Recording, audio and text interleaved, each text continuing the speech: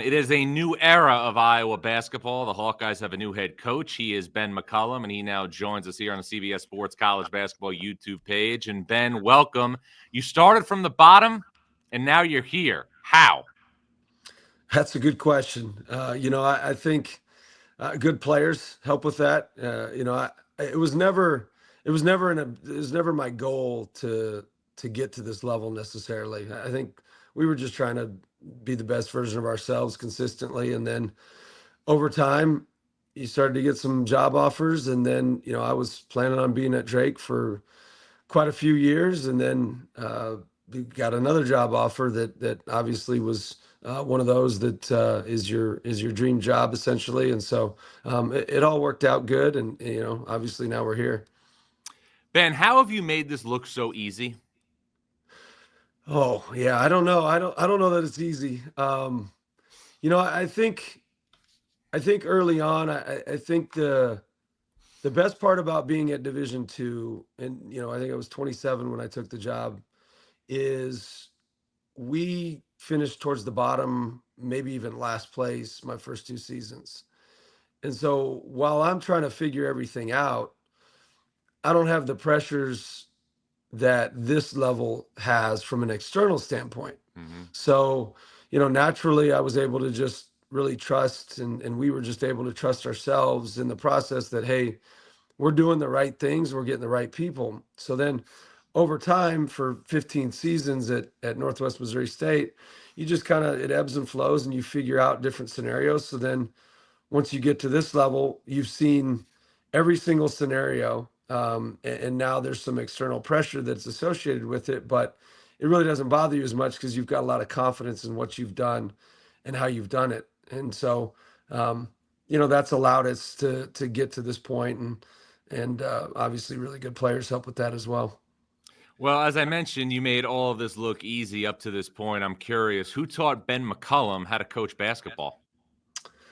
Man, that's a good question. I think, my youth coaches initially, they were excellent. All the variety of coaches that coached me throughout, and then I got to Northwest Missouri State, and a guy named Steve Tapmeyer, probably the best culture coach that I've ever been around.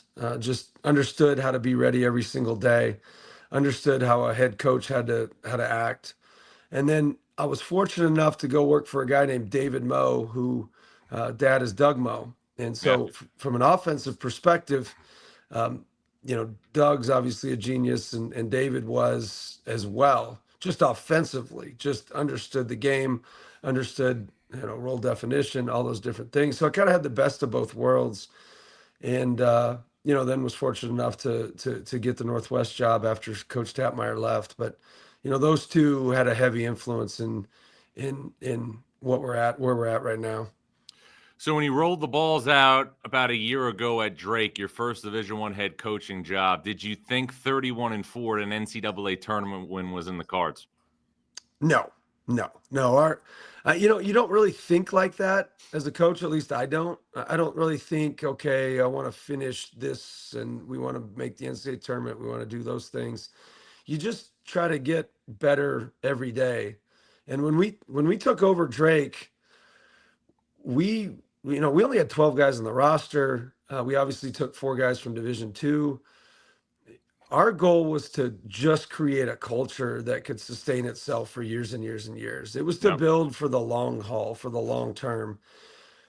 Then you kind of accidentally won 31 games, and we started in Charleston, where it was like, man, Yeah. this is like, we're doing the right things. This could happen for us. And, Right. but it was never our goal to necessarily do that. It was just to be our best version. And then we were fortunate enough to win quite a few games, and obviously play in the NCAA tournament, win a game in the NCAA tournament. Now, a large portion of your roster last year in your rotation were Division II players who you brought to Drake with you. I'm curious, how did you have the confidence when you were transitioning that those players were going to be effective at the Division I level? Well, we knew that they had the right mental makeup. So that was our number one Mm-hmm. thing when we recruited the roster that we did, was we need to have the right I don't care what their skill set is. Obviously, to a certain level you do, but the right mental makeup needs to be there. and it was there for us with those kids. And so we knew that they could help us with our culture early. I didn't know that they would play as much as they did, to be perfectly honest. I think we had three, and then at the end, Mitch came on at the very end, right before practice started, and again, day one, I was like, man, I think these guys are going to play a lot for us. Right. And a few of my buddies were like, yeah, they'll play. Grant McCaslin was, and Jeff Linder. Those are two of my good friends, and they said, oh, they're going to play at this level. And yeah, they did. They ended up starting for us and won quite a few games. And no game bigger than beating Missouri in the NCAA tournament. I know you've had a lot of high moments in your coaching career. Where did beating Missouri in March Madness rank for Ben McCollum among the best wins he's had as a head coach? Yeah, I think from probably an external, it's probably pretty exciting. From me, our goal is to try to win your last game, and so we didn't do that, and so it was just, you get into these tournament settings and you just don't get as enamored, at least I don't, with one win, because your goal is to win the tournament, not to win a game. I know, like, your fans want to make a Sweet 16 or an Elite Eight or a Final Four, and that's like great, but you still lost. And so, Right. So tournament settings are tough for me unless you win the tournament. I think there was probably a surreal moment when we won the Missouri Valley tournament, where it's Yeah. like, hey, we are for sure going to the NCAA tournament that you've watched growing up. Yeah. That was pretty cool. But winning one game for us and I don't discredit it. It was still pretty cool, but we try to win the whole, the tournaments. That's our objective. Well, you mentioned losing, and you lost to Texas Tech in the round of 32. How quickly, once you were eliminated, did things move with Iowa? Quickly. I think with these jobs, there's a couple ways to handle them. And for us, what we did was there was contact, I think, of maybe a week and a half before the NCAA tournament, after our conference tournament. And in that, discussion or conversation, I just said, hey, I really have to focus on the team that we have, that, these guys are loyal to me. I'm loyal to them.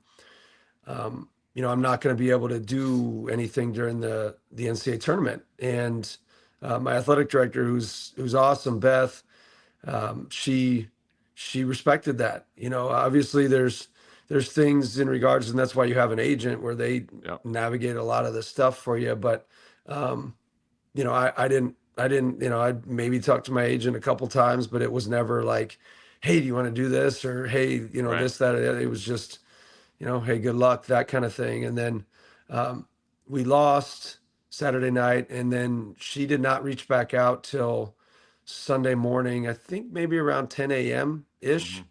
And then it's like, okay, I've waited and I've been patient. So then we came up that evening and to University of Iowa, and then the next morning we decided that it was the right move and took the job. Well, what were the biggest transitions you had last year from D2 to D1? And on top of that, even though it's been obviously just a couple of months, what have been the biggest transitions just going from Drake to Iowa? Man, not as much as you would think. I think that the hardest part is you've got a bigger staff, so you're trying to navigate more people and keep more people not necessarily happy. I've got a great staff, so I'm pretty blessed in regards to that. But just kind of managing that much more people, maybe being at a few more events, but I really enjoy those. It doesn't really bother me that much. And then the recruiting's drastically different, where there's a supply demand component, where there's only so much supply, and there's a lot of demand for kids. Kids, what I found, don't necessarily pick the best school for them. They pick the school that recruits them the hardest, which Interesting. it's always, and that's probably why you see the transfers. It's, because kids want to feel good. They want you to make them feel a certain type of way, and a lot of coaches aren't afraid to do that. Whereas we're going to tell kids the truth. So, those couple things, the coaching. Honestly, some of the Division II coaches that we faced are better than a lot of the coaches that we face just from the coaching perspective. Yeah. But part of that is the transfers too, Yeah. where you're not able to coach kids the same way that you did in the past, whereas at Division II, there was 4 and 5 year kids. Right. So the coaching kind of went up in regards to that, just from an X's and O's standpoint. Ben, what are the impressions of the roster that you've put together here at Iowa? We got a good point guard. I know that. So no, I don't know. It's probably remains to be seen. I think that you don't know till you play a game. We've got size. We've got really skilled bigs. We signed a kid from Robert Morris that's only scratched the surface as to how good he can be. We've got good length on the wing. We've got great kids. We got tough kids. So, I don't know, because when you see all these teams in our league sign these, great rosters and stuff like that, it's like, yeah, but sometimes when you see that, you really don't know if they're going to be any good or if they're going to be connected, because basketball is a game of like the deeper connection. And that's where I think we miss a lot of it in the excitement of the transfer portal and talent. Great point. I think that people miss that, like, there's a cohesion that goes with it. And basketball is one of the greatest sports in regards to cohesion. Basketball, soccer, those two sports probably align in regards to, if you're not connected, it's not going to work. You can still be physically more assertive in football and still win quite a few games because it's a stop action sport. And the coaching really, really matters in football. Like, I can outsmart you essentially if I've got better players in different positions, but the connectivity in basketball matters a lot, and the players wanting to serve each other matter a lot. Well, that connectivity that you brought from your Division II, obviously, job to Drake worked in the transition from D2 into, obviously, the Missouri Valley. But how, as a coach, do you know if teams are going to be able to take players from the mid-major level and get real production out of them in the Big Ten? Yeah, I mean, you look at Florida, the national champions. I think most of their transfers are mid-major. I'm not totally sure. Obviously, Houston didn't have a ton of transfers. They were more high school. So you look consistently at the guys that, one, get paid a ton in the transfer portal are generally mid-major kids.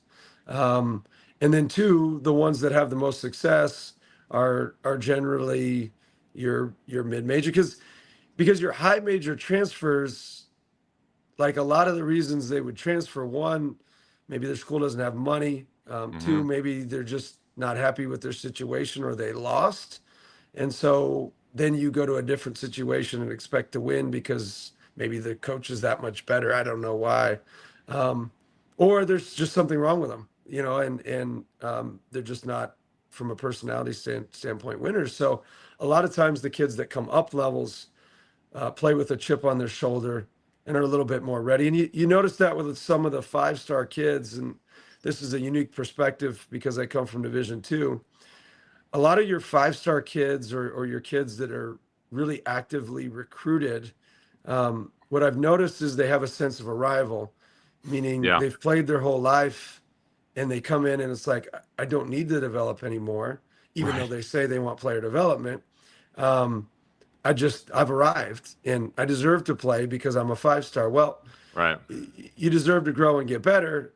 And if you grow and get better, now you're an NBA prospect as well. And so, kids that come up from that mid-major level generally perform. And if you go through our roster and you value our roster based off of what everybody else is getting in the transfer portal, it's a pretty good roster at this point. Well, you mentioned a couple of minutes ago that the one thing you knew is that you had a really, really good point guard. And obviously, Bennett Sturtz is one of the best returning players in college basketball entering the upcoming season. Why has he been able to translate and produce at such a high level, regardless of the caliber of his opponent? Yeah, I mean his worst season was at Division II. Yeah. So he's second team all conference at D2. I think the higher he goes, the better he gets, and the better players around him, the better he gets. Okay. Because the spacing is a little bit better. Like for instance, if when he goes to the NBA in a year, I think that he becomes that much better because there's a legal defense, there's a lot more space. So his passing goes through the roof at that point. Hmm. And his ability to play in pockets and pick and rolls and things of that nature. I think that he plays with a chip on his shoulder because he did not have a single Division I offer out of high school, and he ended up going Division II, second team all conference, like we just said, and then Missouri Valley Player of the Year. So he's he gets better every day. I mean, this morning we had weights at 7 a.m. and he's in there at 6 a.m. By Hmm. himself, and then he'll come back for another one, with the team, and then he'll probably gather a bunch and play pickup. So he's a worker. He's a better kid than he is player, and so he'll naturally continue to grow and get better. Obviously it changes based on the week with the transfer portal, but people love to throw out the terms, well, that's a great fit, or I can see why that's going to work out. But I truly felt in my heart that when you landed Brendan Hausen, that it was a tailor-made match based on player and based on system. How is he going to be obviously a major, major cog in Iowa's attack? Well, I mean, last year we didn't shoot it very well. Mhm. And so, and if you look at our teams at Northwest, we were making 11 threes a game, and we had a team that shot 46% from three and made 11 a game as a team. And so we wanted to address that shooting because we knew that obviously Bennett could create some serious problems. And if we could space it with just an extra shooter, that would help. The other thing that Brennan can do is, he can create gravity to where he can get two on the ball consistently. And then he's actually a really good passer. So, we're pretty excited about him and the opportunity to coach him. He's a big body that has a lot of experience, plays with a level of maturity, and obviously his ability to space the floor is going to really help us. You mentioned Alvaro Fulggeras from Robert Morris. I had his region in the NCAA tournament when Robert Morris lost to Alabama and Cleveland. His offense is obviously well documented. I'm curious, as a coach, how concerned are you about him defensively in the Big Ten? He's actually been better defensively than I would even. The way we play, because he's got a 7 foot wingspan, so he's super long. Well, some coaches want to play a little bit more in drop coverage and or level and lower where they back up in coverage, and he just can't do that. He's just not. He's got a 7 foot wingspan, but he's not a physical shot blocker. That's just not who he is. So he's got elite hands. So when he gets up in coverage, ball screen wise, he's able to really use his hands defensively. That's what we do anyway. So I think the system style for us will be not because we're better coaches or anything like that, but the system itself defensively is really going to help him defend at a high level.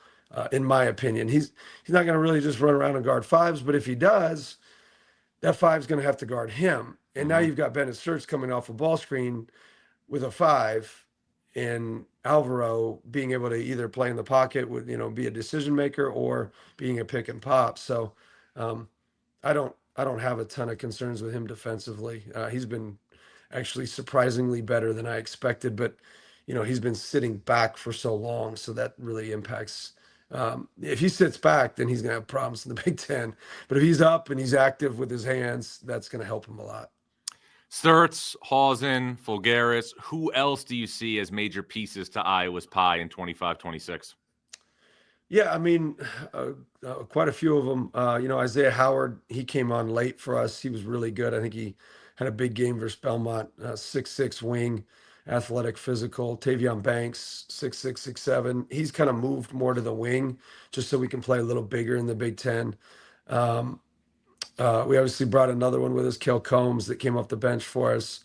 Cooper Koch has been excellent in practice. So we've got quite a few that could see some time. Cam Manyow, I forgot about him. We got a freshman that's pretty good. So we got quite a few that could see minutes. Now, if you ask me who's going to start right now, I have no idea. So that remains to be seen as we put our offense in and put our defense in.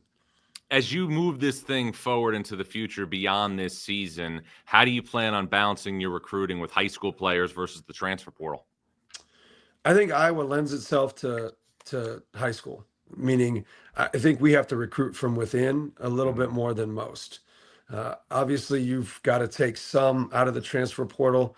I'm really curious to see how this rev share sticks, this model, if there's a salary cap, if it sticks, if we can keep it going that direction. But, ultimately, our strength is our development. And we need to make sure that we get kids that'll stay here for 4 years. And that's our ultimate objective. That doesn't mean we're not going to be in the portal, because we do have to take some. But ultimately, I think that's our niche is high school kids development, build a culture, and see if we can win, see if we can win here. Well, Ben, we've talked obviously a lot about players, which is so important. Recruiting is the lifeblood of any program, but scheduling might be the second most important thing. I'm looking at your non-conference schedule now. You start a home-and-home series in Iowa City with Xavier. You're going to play at Iowa State. You also play in the MTE in Palm Springs, the Acrisure. Is there anything else of significance for Iowa's non-conference schedule in 25-26? Not right now. No. I mean, those are your kind of main ones. We've scheduled, I think that trying to make sure that your net rankings is good. I know that Drake and you and I want us to play them every single year, and it's like, well, if you reward the net, then I'm sure we would play you. But Right. It doesn't. There's no reward to playing a mid-major that's going to be a quad 2 or some of them quad 1s. And so for us, playing Power 5 competition obviously early is good, and then making sure that you get enough home games or neutral floor games with your quad 3s, quad 4s to really improve your net is probably the objective. Ben, all you know is winning. You were one of the great stories in college basketball last year. I know you're just getting going with this core at Iowa, but what are the biggest things you want to accomplish in your first year as a head coach in the Big Ten?